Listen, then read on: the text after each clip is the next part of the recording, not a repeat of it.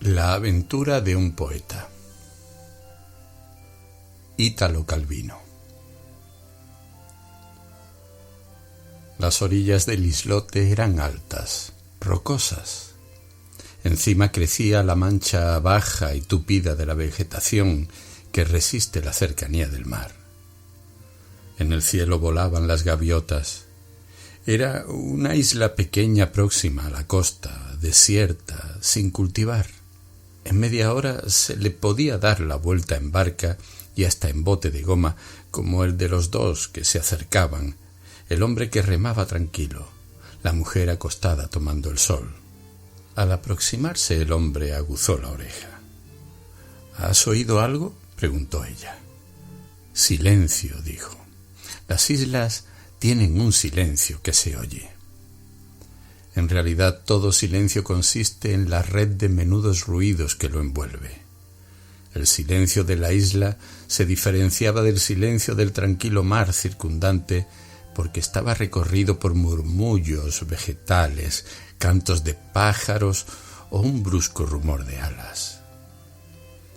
Abajo, al pie de las rocas, el agua, aquel día sin una ola, era de un azul intenso, límpido, atravesada hasta el fondo por los rayos del sol. En la escollera se abrían bocas de cavernas y los dos del bote se acercaban perezosamente a explorarlas. Era una costa del sur, poco afectada todavía por el turismo, y los dos bañistas venían de fuera. Él era un tal Usnelli, poeta bastante conocido. Ella, Delia H., una mujer muy bella. Delia era una admiradora del sur, apasionada, francamente fanática, y tendida en el bote hablaba con continuo transporte de todo lo que veía. Y quizá también un cierto tono de polémica, porque le parecía que Usnelli, recién llegado a aquellos lugares, participaba de su entusiasmo menos de lo debido. —Espera —decía Usnelli—, espera. —¿Espera qué? ¿Quieres algo más hermoso que esto? —decía ella. Él, desconfiado por naturaleza y por educación literaria de las emociones y las palabras que otros ya habían hecho suyas, habituado más a descubrir las bellezas escondidas y espurias que las manifiestas e indiscutibles, estaba sin embargo con los nervios de punta. La felicidad era para Usnelli un estado de suspensión, de esos que se han de vivir conteniendo la respiración. Desde que se había enamorado de Delia, veía en peligro su cautelosa, avara relación con el mundo, pero no quería renunciar a nada, ni de sí mismo ni de la felicidad que se le ofrecía. Ahora estaba alerta, como si cada grado de perfección que la naturaleza circundante alcanzaba, un decantarse del azul del agua, una transformación del verde de la costa en ceniciento, la alerta de un pez que asomaba justo allí donde era más lisa la superficie del mar, sólo sirviera para preceder otro grado más alto, y así sucesivamente, hasta el punto en que la línea invisible del horizonte se abriera como una ostra, revelando de pronto un planeta distinto o una palabra nueva. Entraron en una gruta. Al principio era espaciosa, casi un lago interior de un verde claro bajo una alta bóveda rocosa. Más adelante se estrechaba en una oscura galería. Con el remo el hombre hacía girar el bote sobre sí mismo para gozar de los diversos efectos de la luz. La de afuera, que se metía por la grieta irregular de la entrada, deslumbraba con sus colores avivados por el contraste. Allí el agua irradiaba y las láminas de luz rebotaban hacia arriba, contrastando con las blandas sombras que se alargaban desde el fondo. Reflejos y manchas de luz comunicaban a la roca de las paredes y de la bóveda la inestabilidad del agua.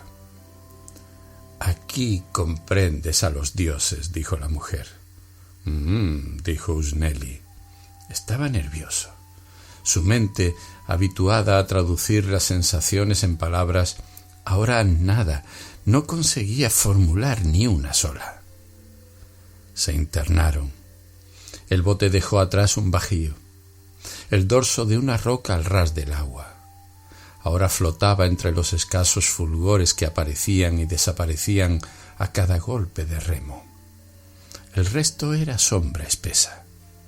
Las palas tocaban de vez en cuando una pared. Mirando hacia atrás, Delia veía el ojo azul del cielo abierto, cuyos contornos cambiaban continuamente. ¡Un cangrejo! ¡Grande! ¡Allí! —gritó levantándose. —¡Grejo! ¡Y! —retumbó el eco.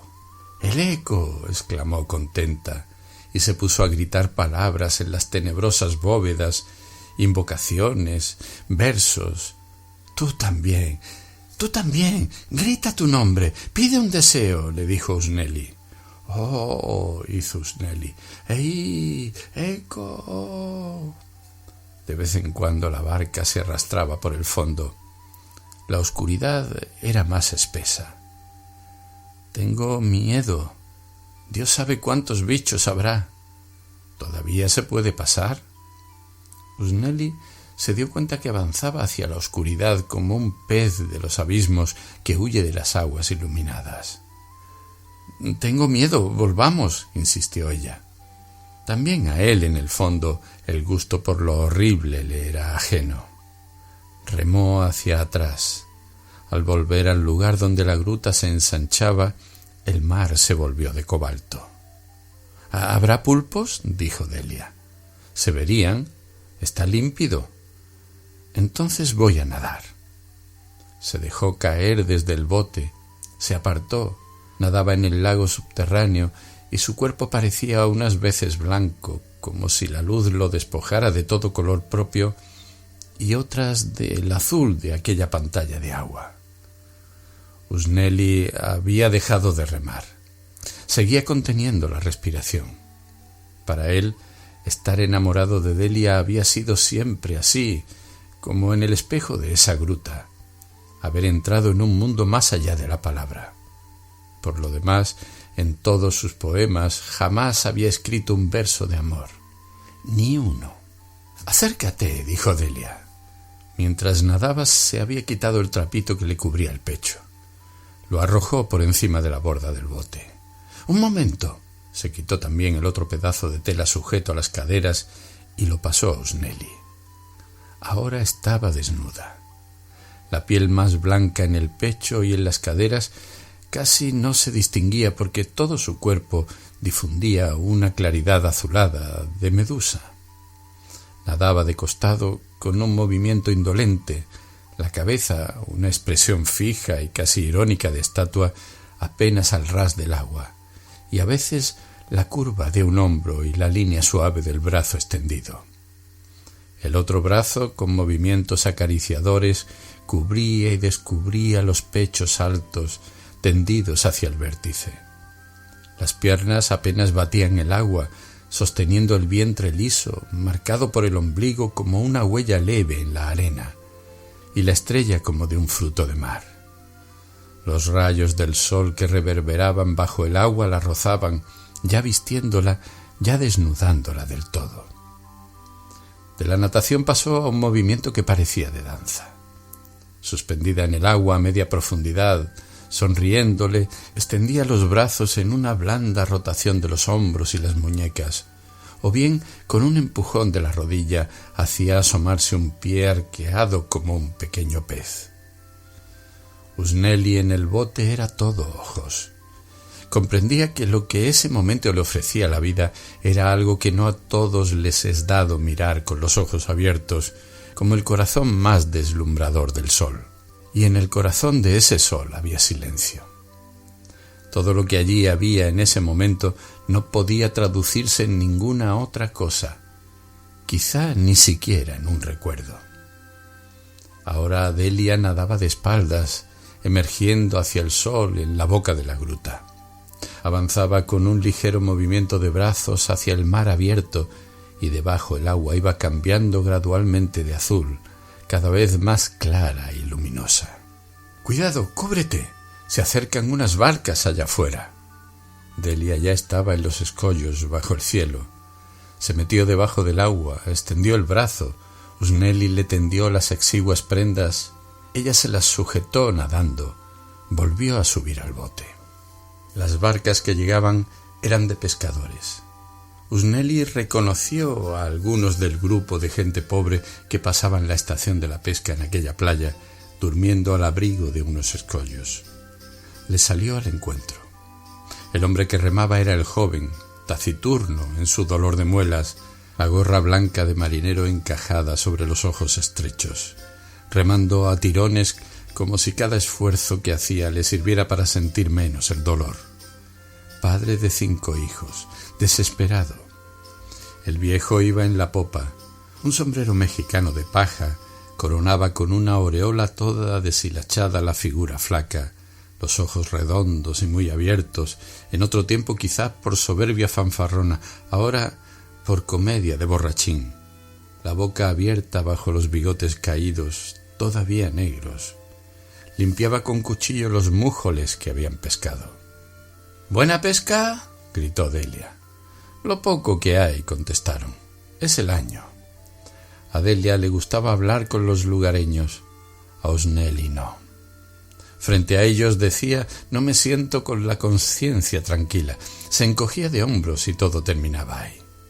Ahora el bote se acostaba a la barca, cuyo barniz descolorido y surcado de grietas se levantaba en pequeñas escamas, y el remo atado con una anilla de cáñamo al escalmo gemía cada vez que frotaba la madera astillada de la borda, y una pequeña y herrumbrada ancla de 4 puntas se había enganchado bajo la tabla estrecha del asiento en una de las nasas de mimbre erizadas de algas rojizas, secas quién sabe hacía cuánto tiempo, y sobre el montón de redes teñidas de tanino y bordeadas de redondas tajadas de corcho, centelleaban en sus filosas envolturas de escamas, ya de un gris mortecino, ya de una turquesa resplandeciente, los peces boqueantes. Las branquias todavía palpitaban mostrando debajo un rojo triángulo de sangre. Usnelli seguía callado, pero esta angustia del mundo humano era lo contrario de la que le comunicaba poco antes la belleza de la naturaleza. Así como allá le faltaban las palabras, aquí una avalancha de palabras se precipitaba en su cabeza. Palabras para describir cada verruga, cada pelo de la flaca cara mal afeitada del pescador viejo, cada plateada escama de mújol. En la orilla había otra barca en seco, volcada, sostenida por caballetes, y de la sombra salían las plantas de los pies descalzos de unos hombres dormidos, los que habían estado pescando durante toda la noche. Cerca, una mujer todavía vestida de negro, sin cara, ponía una olla sobre un fuego de algas del que subía una larga humareda. La orilla en aquella cala era de guijarros grises.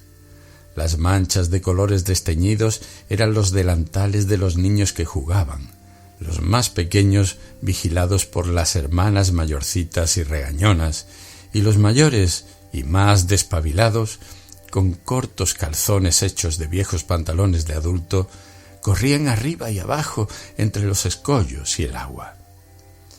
Más lejos empezaba a extenderse una orilla de arena recta, blanca y desierta, que de un lado se perdía en un cañaveral ralo y en terrenos baldíos. Un joven vestido de fiesta, todo de negro, incluso el sombrero, con el bastón al hombro y un hato colgando, caminaba junto al mar a lo largo de la playa, marcando con los clavos de los zapatos la friable costa de arena. Seguramente un campesino o un pastor de un pueblo del interior que había bajado a la costa para ir a algún mercado y que seguía el camino pegado al mar buscando el alivio de la brisa. El ferrocarril mostraba los hilos, el terraplén, los postes, la cerca. Después desaparecía en un túnel y volvía a empezar más adelante. Desaparecía, salía nuevamente, como las puntadas de una costura irregular. Por encima de los guardacantones blancos y negros de la carretera asomaban unos olivos bajos. Más arriba las colinas se cubrían de brezo, pastos y matorrales o solamente de piedras. Un pueblo encastrado en una grieta entre aquellas alturas se alargaba hacia arriba, las casas una sobre otra, separadas por calles en escalera, empedradas, hundidas en el medio para que corriera el arroyuelo de deyecciones de mulo, y en los umbrales de todas las casas había cantidad de mujeres, viejas o envejecidas, y en los pretiles, sentados en fila, cantidad de hombres, viejos y jóvenes, todos en camisa blanca, y en medio de las calles, en escalera, los niños jugando en el suelo, y algún muchachito mayor, tendido a través con la mejilla apoyada en un peldaño, durmiendo allí porque estaba un poco más fresco que dentro de la casa y olía menos. Y posadas en todas partes y volando nubes de moscas, y en cada muro y en la orla de papel de periódico que cubría el manto de cada chimenea, el infinito punteado de excremento de mosca, y a Usnelli le venían a la mente palabras y más palabras, apretadas, entrelazadas las unas sobre las otras, sin espacio entre las líneas, hasta que poco a poco era imposible distinguirlas. Eran una maraña de la que iban desapareciendo incluso los menudos ojales blancos, y sólo quedaba el negro más total, impenetrable, desesperado como un grito.